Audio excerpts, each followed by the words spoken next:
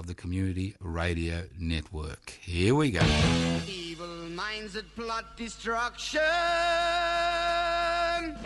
sorcerer of death's construction. In the fields of bodies burning,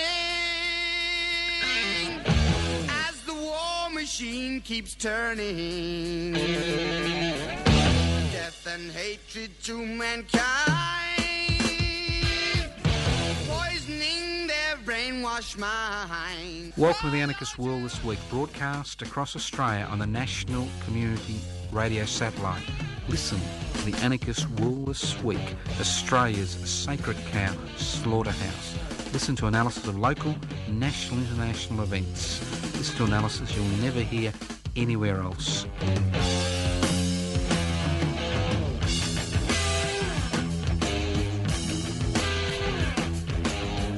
Welcome to the Anarchist World This Week, broadcast across Australia via the Community Radio Network. This program is coming to you from the studios of 3CR in Melbourne. That's 3CR in Melbourne. The program is podcast. You can access the podcast by going to 3cr.org.au. We may have a few days delay in podcasting this particular program, but it will go up as a podcast in the near future. My name's Joseph Toscano. I'm hosting today's program. If you wonder what anarchism is all about, simple concept, anarchos without rulers. It's a society without rulers. What gives rulers the ability to determine the fate of hundreds of millions, if not billions of people? Inequalities in power and wealth. So the anarchist struggle is the struggle to share, devolve power, and it's the struggle to hold wealth in common. So if you're involved in those struggles to decentralise power and share wealth, well, whether you acknowledge it or not, under the definition, you are an anarchist. I'm sorry to tell you. What a week. What a week. What a win-win situation. Save the world, make a buck. How Australians reach net zero emissions by 2050. We can save the world and make a buck at the same time. Isn't that extraordinary? Now, I've listened to our beloved Prime Minister, Mr. Morrison, well, some of the time. And unlike most legislative agendas, I've looked at the policy, which only took me about 42 seconds to read, how Australia is going to reach net zero emissions. But listening to Mr. Morrison and his cabinet colleagues, it seems we've on the gravy train. That's right, we're on the gravy train to making a fortune. And at the same time, we'll be able to save the world. But the beautiful thing about all this, if you look at the plan, that hasn't got any modelling, but that's a different story. Let's not worry about modelling. If you look at the plan, we're all going to be winners. Regional Australia is going to be winners. The gas industry is going to be winners. The coal mine industry is going to be winners. Urban whingers are going to be winners. We're all going to be winners. And we're all going to make money out of this. Isn't that extraordinary? We're going to save the world and make a buck at the very same time. Now, it took Mr. Morrison a little bit of time to get some members of the National Party across, at least a majority. Not that that actually influenced Barnaby Joyce, the Deputy Prime Minister, or Bridget McKenzie, the leader of the Nationals in the Senate. I mean, they both still don't think that climate change exists, that all this is unnecessary. But the fact is, there will be winners and there will be losers. It's that simple. And the losers are us. And I'll explain why. A lot of people think of climate change as some existential dilemma.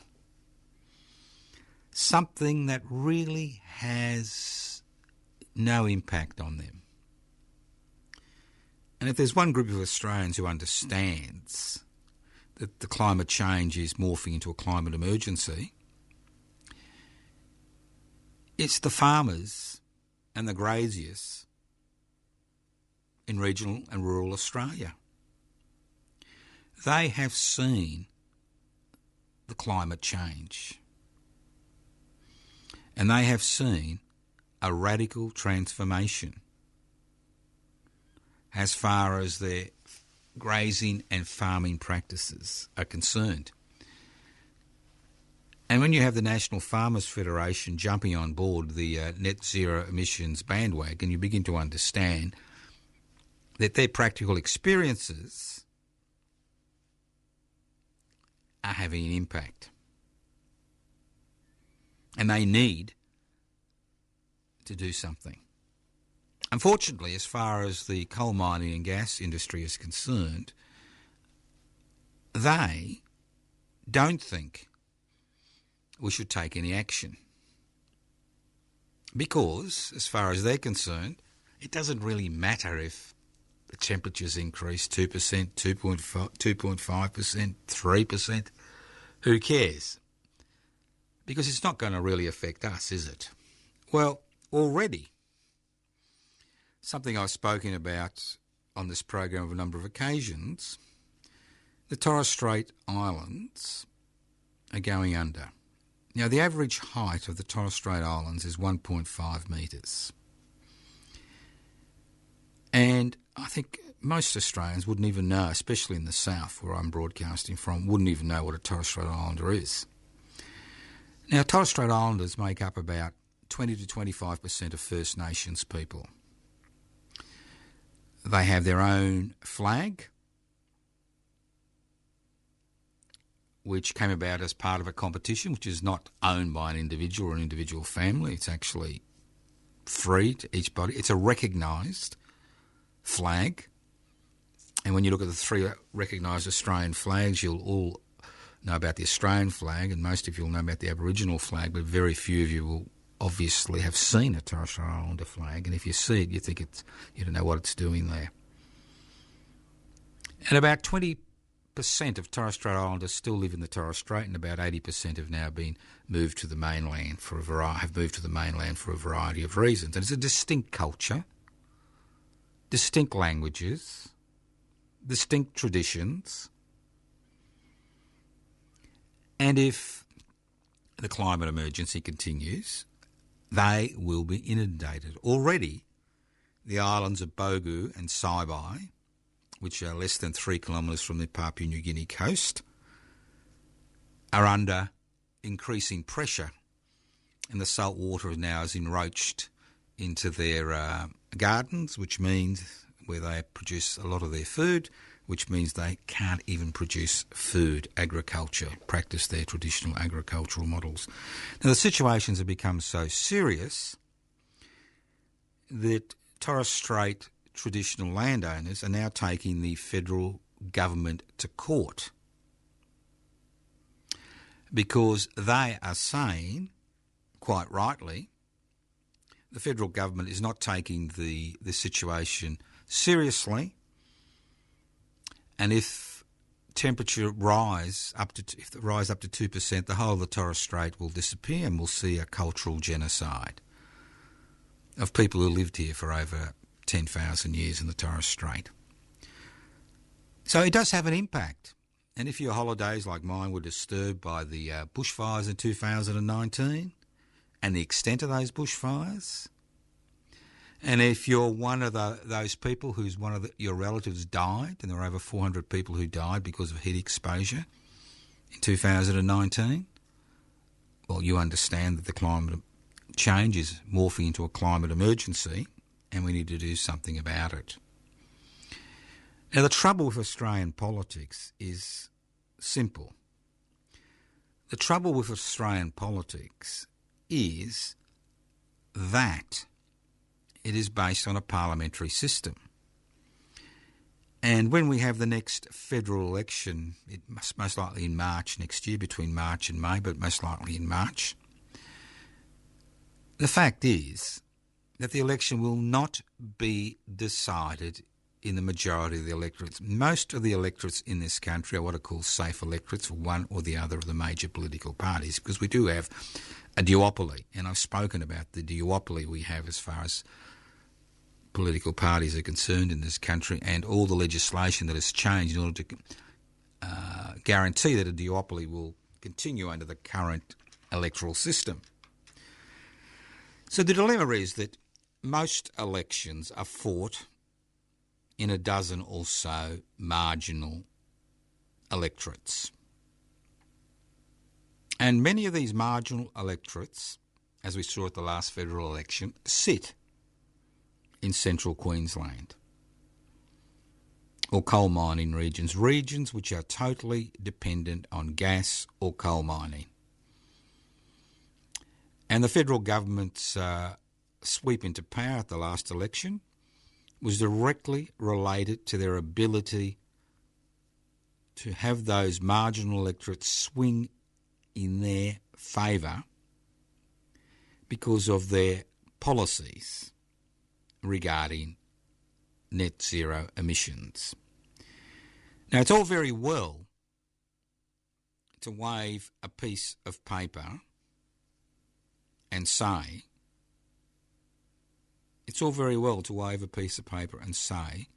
well, this is our plan. But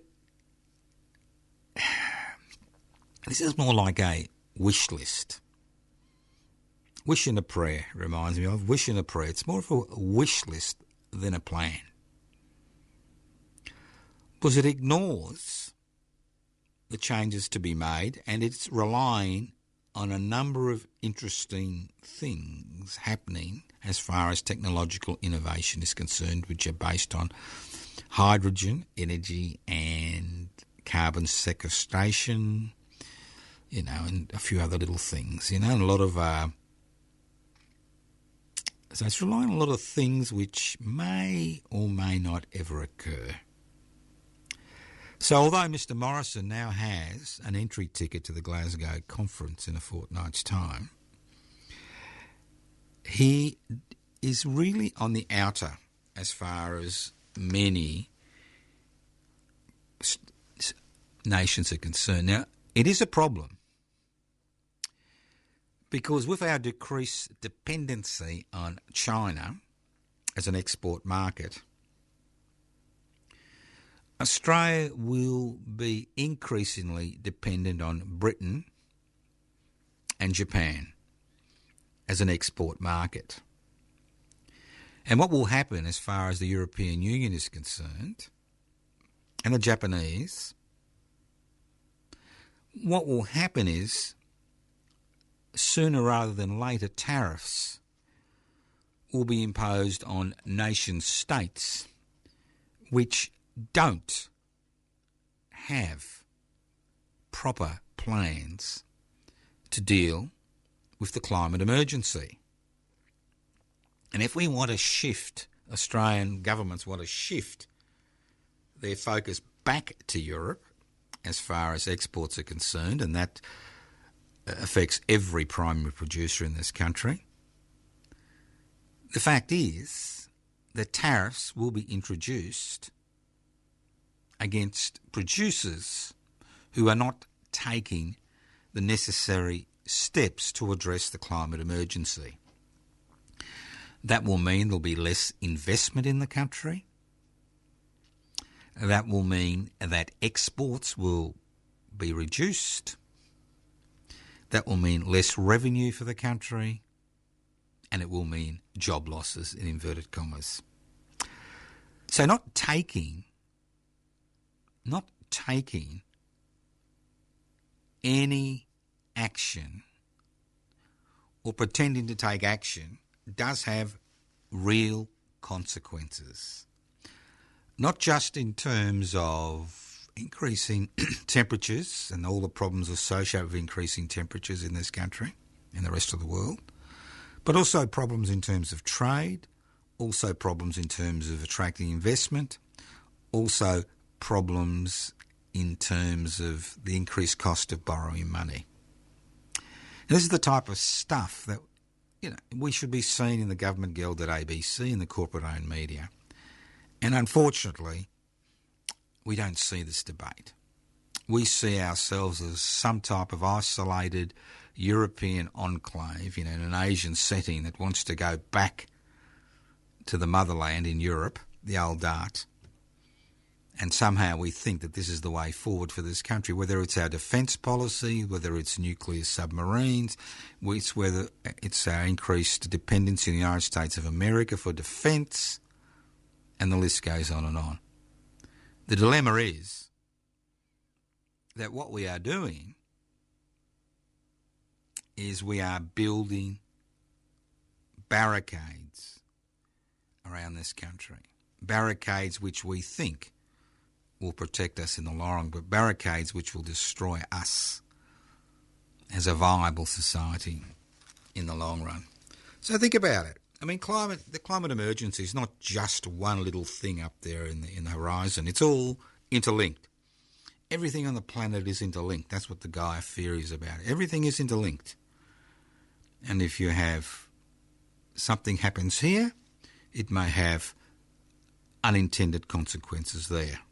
So it is a real issue. It needs to be tackled.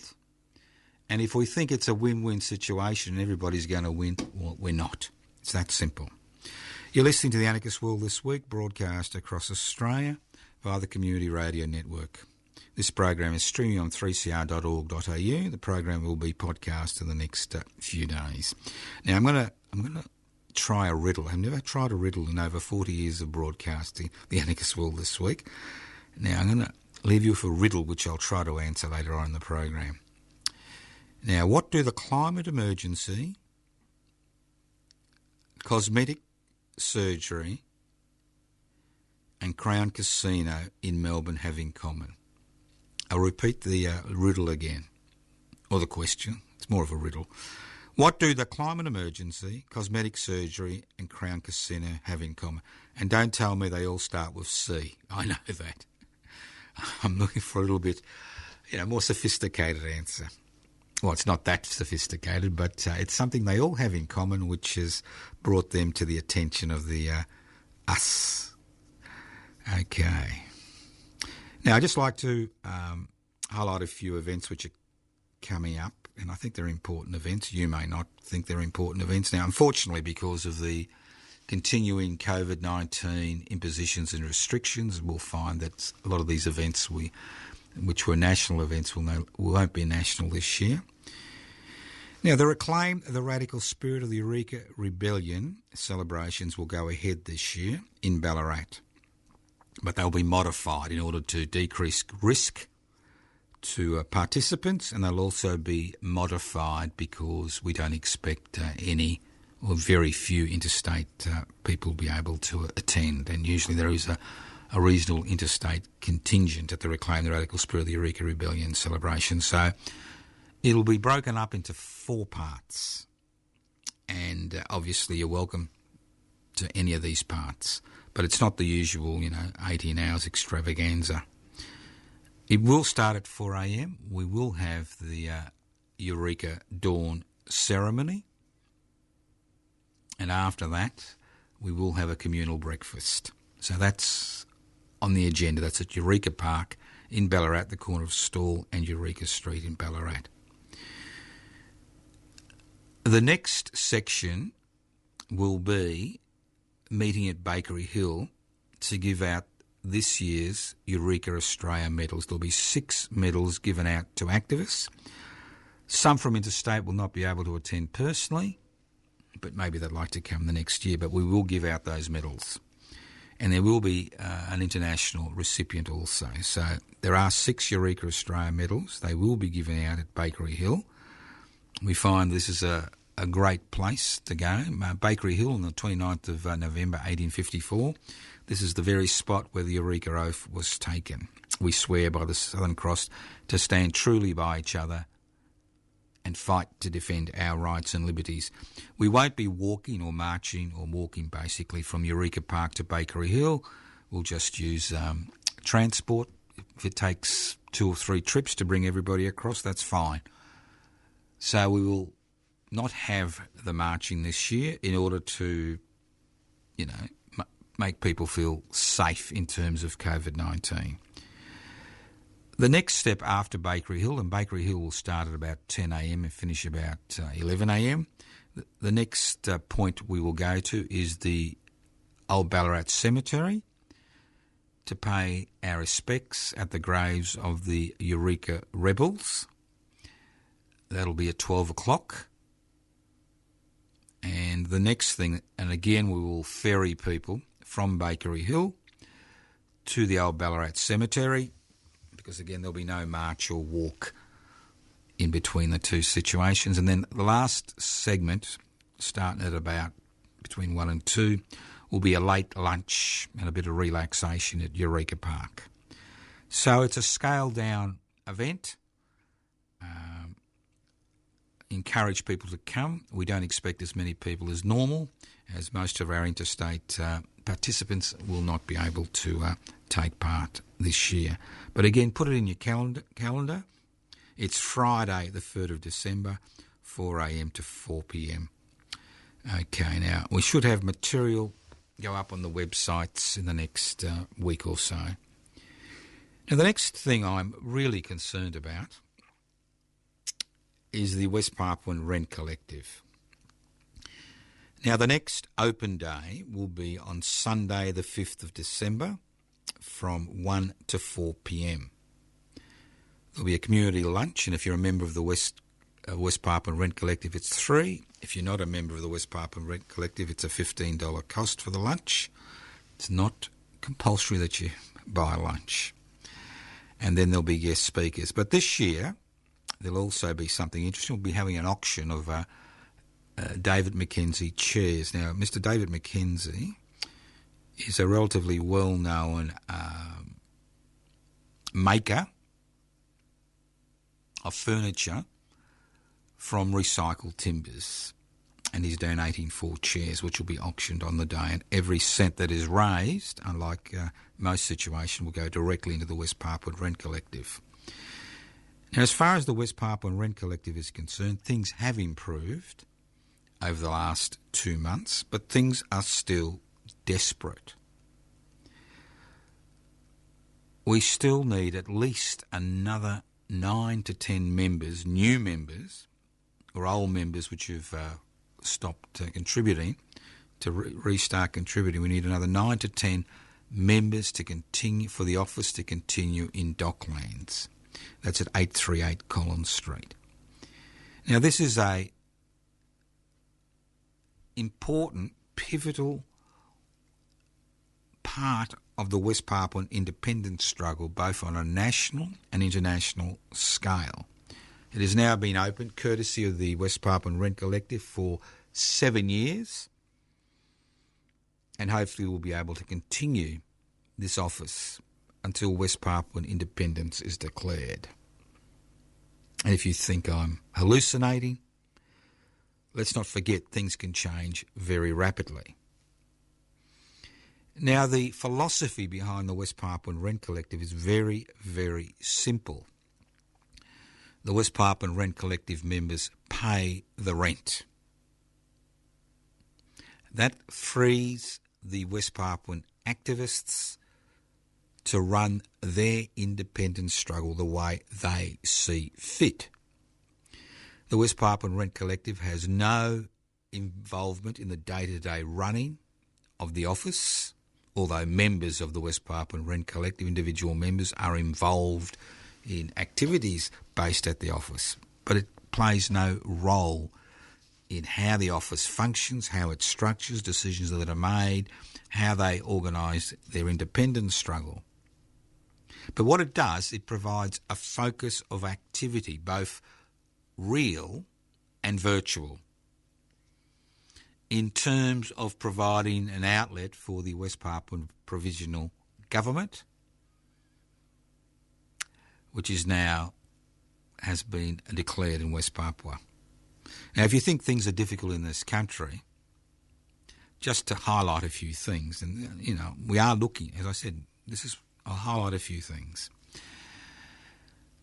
Over 500,000 West Papuans have died in independence struggle in the last 60 years. That's the independence struggle against the Indonesian authorities.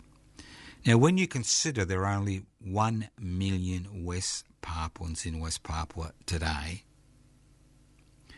That is an extraordinary price the people of West Papua have paid. Then we've got the transmigration program, which various successive Indonesian governments have been pushing, where people from other parts of Indonesia are brought to West Papua and given free land, which belongs to the traditional owners. Then on top of that, you've got the inherent racism which is occurring in this place. Then you've got the military occupation, where the military has a sizable, huge presence in West Papua. Then we have the extrajudicial murder, torture, and imprisonment of West Papuan activists, which continues on a day-to-day basis. And on top of that, you've got lack of health facilities because of the lack of investment in West Papua, although the Freeport gold mine in West Papua bankrolls, to a significant degree, a significant proportion of the Indonesian economy. And then on top of that, you've got COVID-19. And the important thing is West Papua is only about 70 kilometres from the Australian coast. So it is our near neighbour. Now, the only major political party in this country which supports West Papuan independence is the Australian Greens. The Labor Party, the National Party, the Liberal Party, One Nation, United Australia Party, and the list goes on, have no interest in upsetting the Indonesians. No interest whatsoever.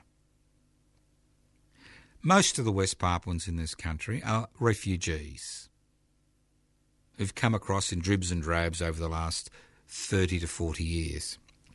Obviously, with this country's immigration policies and refugee policies, since the last major group came across about 11 years ago, there has really been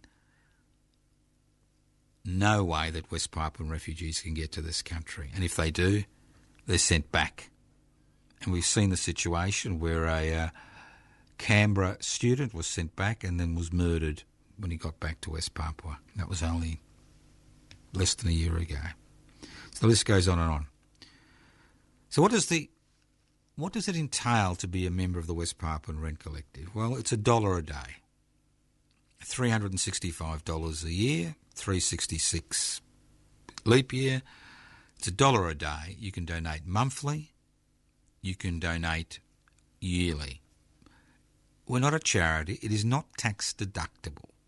So people who donate to the West Papuan Rent Collective donate because they think the question of West Papuan independence is important.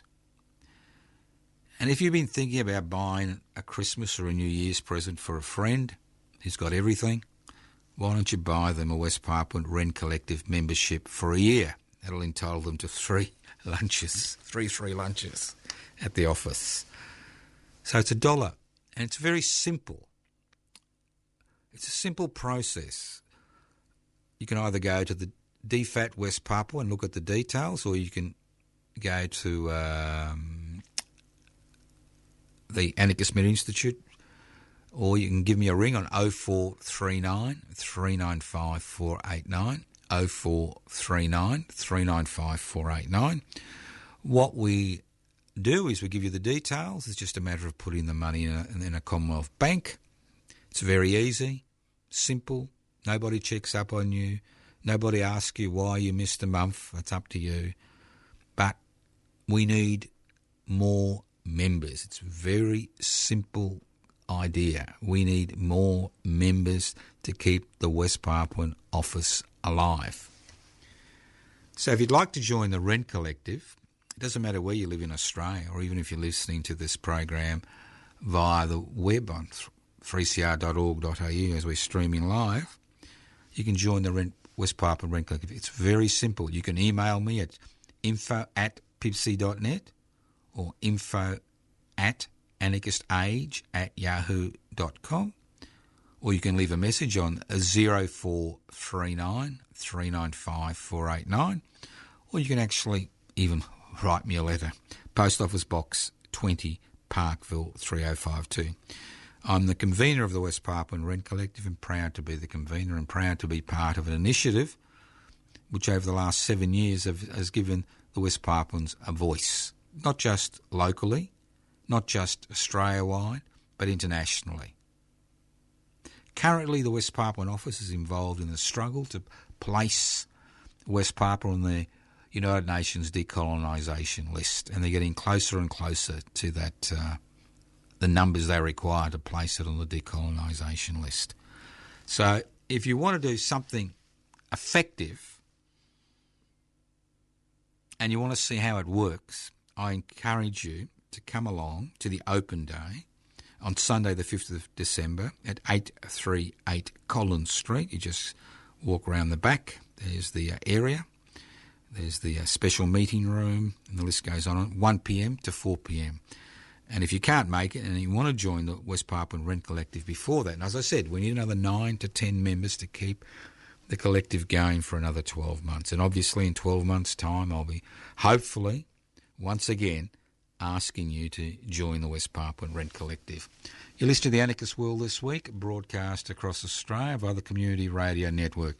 This program is streaming live on 3cr.org.au. That's 3cr.org.au. Now let's go back to that riddle. What do the climate emergency, cosmetic surgery and Crown Casino have in common? Yes, I know they all start with C, but there is another C involved here. It's called capitalism. Private investment for private profit. Now, over the last few days, we've seen the Australian Broadcasting Corporation, their cornerstone program, Four Corners, talk about the rorts in the cosmetic surgery industry in this country. This is nothing new. Everybody has known for ages that the cosmetic surgery, there's a lot of rorts involved. And it's all about deregulation and making a buck. Private investment for private profit. This is an industry that regulates itself but cuts corners at the expense of the people they claim they are helping in order to make a buck. Simple. Private investment for private profit. Let's go to the climate emergency. Simple. The world in 2021 finds itself in this situation because of increased greenhouse emissions. Why have increased greenhouse emissions continued at such unabated levels? Once again, simple concept. Private investment for private profit. If the world economy is dominated by a system that needs to make ever-increasing profits for its major shareholders or owners, irrespective of the human, social or environmental cost, and deregulation is the name of the game, what do you think will happen? Well, obviously there's going to be collateral damage. And that collateral damage is increased greenhouse emissions. Because at the end of the day, in a capitalist economy, especially one which is dominated by corporations, not individuals, fighting the good fight, trying to make a buck in the real world, obviously in such a situation where corporations have more power than most governments around the world, most sovereign nation states, and even in those countries where they don't have as much power as a sovereign nation state, they at least have enough power to influence the legislative agenda taken by a sovereign nation state. Obviously, private investment for private profit helps to stir the greenhouse pot. Simple. Crown Casino. Now, we've just had a Royal Commission in Victoria. And they basically said to us, well, Crown Casino is too big to fail. It employs too many people. It gives the government too much money. Although it's involved in corrupt behaviour, although it's involved in racketeering, although it launders money, although its behaviour is unconscionable, although it cuts corners, although there's no real regulation as far as Crown Casino is concerned, it needs to make a buck. And although we're going to put in a new manager, an external manager, the fact is that in 48 hours' time, at 6 p.m. on Friday, Crown Casino will be open for business. No wonder. Usually when you have a royal commission, a company's shares go down. Well, in this case, when the findings came out that the licence would not be revoked and Crown Casino, despite all its shortcomings and illegal behaviour, would be allowed to trade, share prices went up around 8%, which means poor Mr Packer, who's got his own issues, made $200 million in one day because of his 35% shareholding in the company. He made $200 million courtesy of the Royal Commission. So what's Crown Casino based on? Simple concept. Private investment for private profit. Simple. So if you allow, whether it's cosmetic surgery, whether it's climate emergency, whether it's Crown Casino or private nursing homes or private childcare centres or private providers in the National Disability Insurance Scheme, if you give them their head, you have no regulation, you pump in government money to keep them afloat, you turn a blind eye to behaviour which we as a community have to pay for. For example, Crown Casino, all the damage they cause, we pay for. How many court cases how many people have appeared in court because they've stolen from their employer or their families and gambled it away? And at the end of the day, do we ask Crown Casino to give it back? No. We as a community absorb the costs. That's the costs. So, the common denominator is another C, capitalism, private investment for private profit. Okay.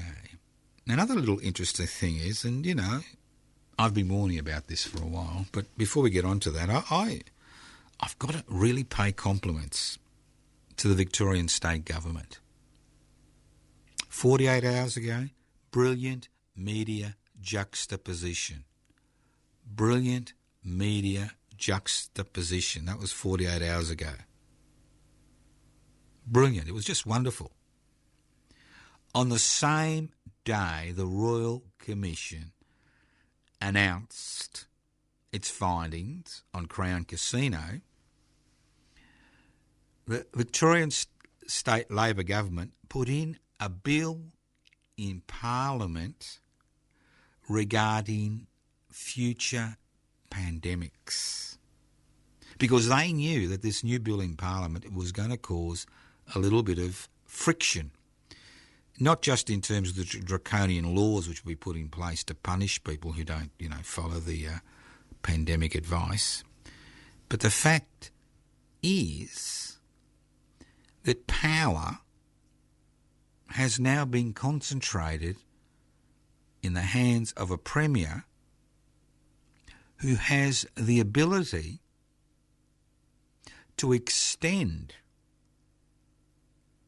pandemic restrictions ad nauseum every 3 months without even going to Parliament. And more interesting, during the past pandemic here in Victoria, the restrictions were put in place because of the Chief Health Officer's directives. And under a state of emergency, under the declaration of pandemic, it was the Chief Health Officer who made the decision to introduce restrictions to depoliticise reaction to a pandemic, which obviously doesn't respect political differences or political opinions or anything. So the Chief Health Officer was the person who made the decision based on science, based on fact, not pseudoscience, and conspiracy theories, fed by Facebook algorithms, but science. But the new legislation in the Victorian Parliament, which will be passed the next few days, it may be blocked in the upper house, but I doubt it, removes the responsibility from the Chief Health Officer, who then advises the Health Minister, who then advises the Premier, who then declares a declaration of a pandemic, who then is in the position to roll over that declaration automatically every 3 months without going to Parliament. That's the crux of the matter. It's about concentration of power. And as I said about a year ago, or it was over a year ago, when the Victorian government wanted to extend the restrictions for another 12 months, courtesy of the Animal Justice Party, the Reason Party and the Greens, who hold the balance of power in the Legislative Council, that pandemic declaration should be restricted to a 4-week period, and Parliament needs to agree to an extension for the next 4 weeks, the next 4 weeks, the next 4 weeks. Because you need an oversight on the type of power that can be exercised in this situation. Think about it. But that was a brilliant juxtaposition. I loved it. Loved it. If you ever, you worry about media manipulation, well, this was brilliant. I mean, they've outdone the media. Brilliant juxtaposition. On the very day that one of the most important Royal Commission's findings was going to be announced, the state government announced their new bill regarding the declaration of pandemic. So they wanted to water down the response, or the half response, or the pathetic watered-down response to Crown Casino, and they wanted to water down the response to the bill. And interestingly, it worked brilliantly. Brilliantly. I need to talk to their public relations people, which we're paying for, obviously, because it's the government of the day, we pay for that, because, it's the type of public relations we need for public interest before corporate interest. Here we are trying to get members on an ethical, moral basis, not on a win-win, fairy floss policies, but, on an ethical, moral basis, and we're having so much headwind as an organisation in order to get new members, in order to register as a political party. But the Labor government here in Victoria, brilliant. Brilliant juxtaposition. All right, let's move on. Now, you may think it's a bit esoteric, but there's been a military coup in Sudan. So what the bloody hell has a military coup in Sudan got to do with Australia? Well, let's not forget that those rivers of black gold, which have been pouring out of the Middle East for the last 50 to 60 years, will dry up with net zero emissions. So those feudal monarchies like the House of Saudi and Arabia, the Qatar royal family, the Bahrain royal family, what a lot of bullshit, disroyal families, are going to have problems. And they've got big problems because they've got very small populations, huge amount of guest workers, like 90% of the population in Qatar are guest workers, 35% of population in Saudi Arabia are guest workers, and these are people who will never receive any citizenship. So we've got this place called the Middle East, and we have been supporting, the West has been supporting these disgusting, authoritarian, feudal monarchies for generations, and we continue to support them irrespective of how they treat their people. Sometimes I feel sorry for the Taliban.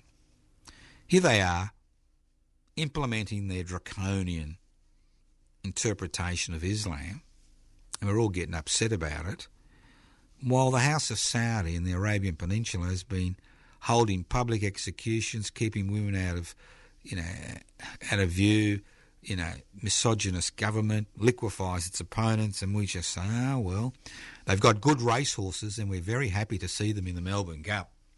But that's a different story.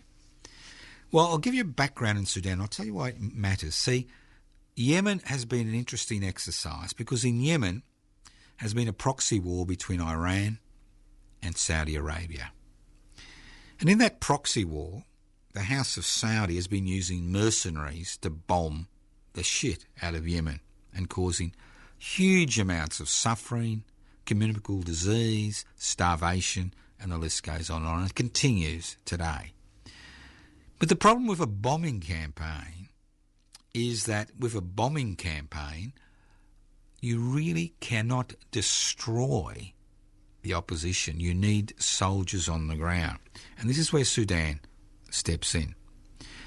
Now, at the end of 2019, after massive demonstrations across the country, the Sudanese military, which under a so-called Islamic fundamentalist program, stripped the country of all its assets and involved itself in some vicious wars in Darfur in the west and South Sudan, which led to the destruction of hundreds of thousands of people in the most brutal manner, was forced to pretend to bring the leader, Omar al-Bashir, to justice. And they were forced to set up an interim sovereign council, which consisted of military appointees and civilian appointees. And most of the civilian appointees were appointed because of expertise in particular areas, not because of political affiliations.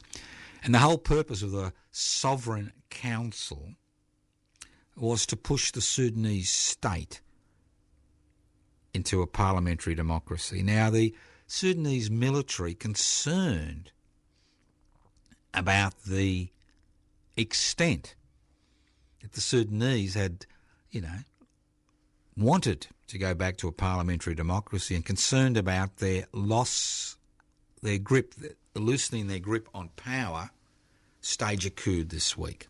So what does it have to do with Australia? Well, first of all, let's look at the coup. Now, the Sudanese Professionals Association, which was the organisation behind the 2019 revolt, which brought the military to its knees, has sent out a statement.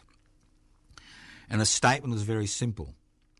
We urge the masses to go out into the streets and occupy them.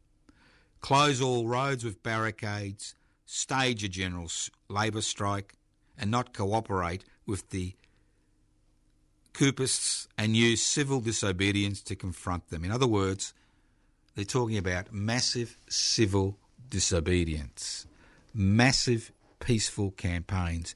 In 2019, over 300 Sudanese were shot dead by their own military.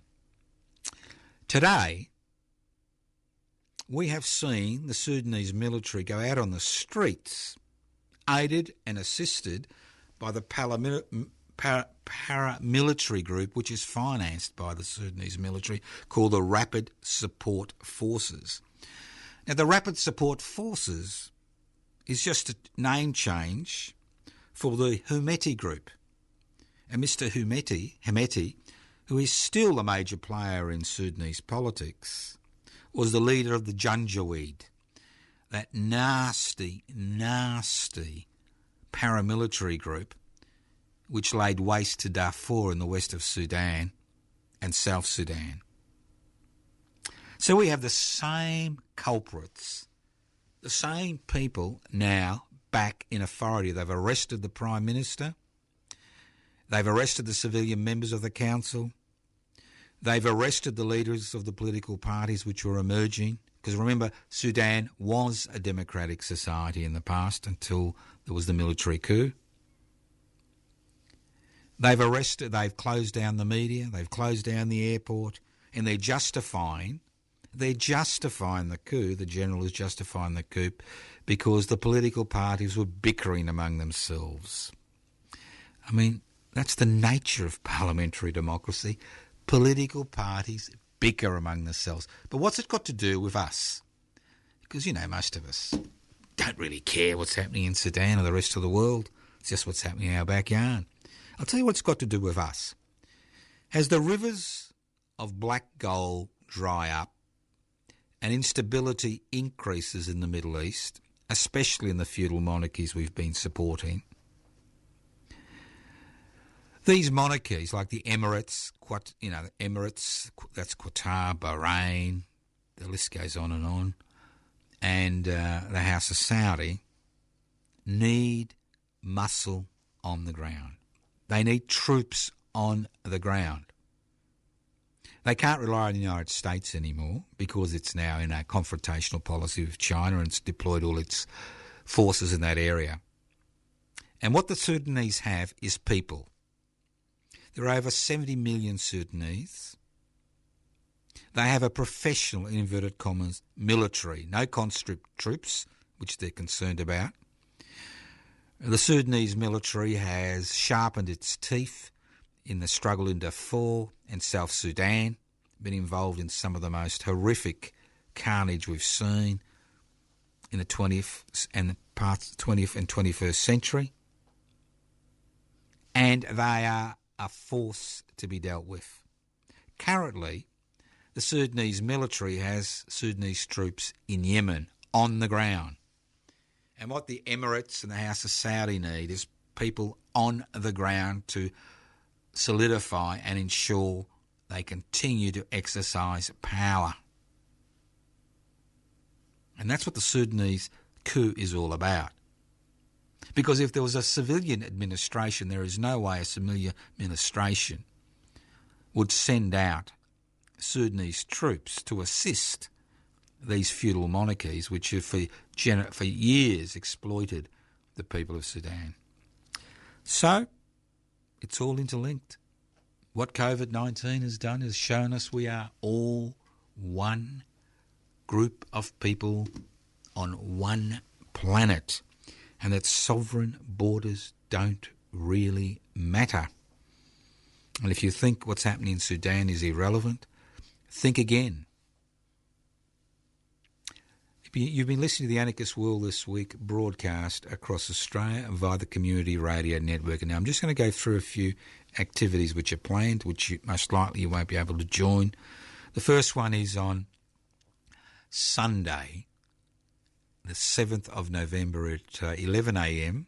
We'll be having a small gathering at the Italian War Cemetery at Murchison in Victoria to honour Francesco Fantin, the anarchist who was murdered at Camp Lovedale on the 16th of November 1942 by fascists he was interned with. On the 11th of November, and the 11th of November marks the formation of the Ballarat Reform League, the organisation behind the Eureka Rebellion. It marks the day in 1880 when Ned Kelly was hung in Pentridge Prison, when there were riots the night before around Pentridge Prison. It marks Armistice Day on the 11th of November 1918, and it marks the dismissal of the Whitlam Labor government on the 11th of November 1975. We'll be meeting in the quadrangle in front of the Tanaminiwai Morboy Hina Monument for lunch, midday. That's midday, Thursday, the 11th of November. On the 3rd of December 2021, we will have the Eureka celebrations, modified celebrations. And on Sunday, the 5th of December, it'll be open day at the West Parkland office, 1 p.m. to 4 p.m. Don't forget the 20th of January next year will be Tanaminiwai Morboy Hina Day. That's the 20th of January. And the public housing, Everybody's Business, vigils in the steps of the Victorian Parliament House will recommence at midday on Thursday, the 18th of November.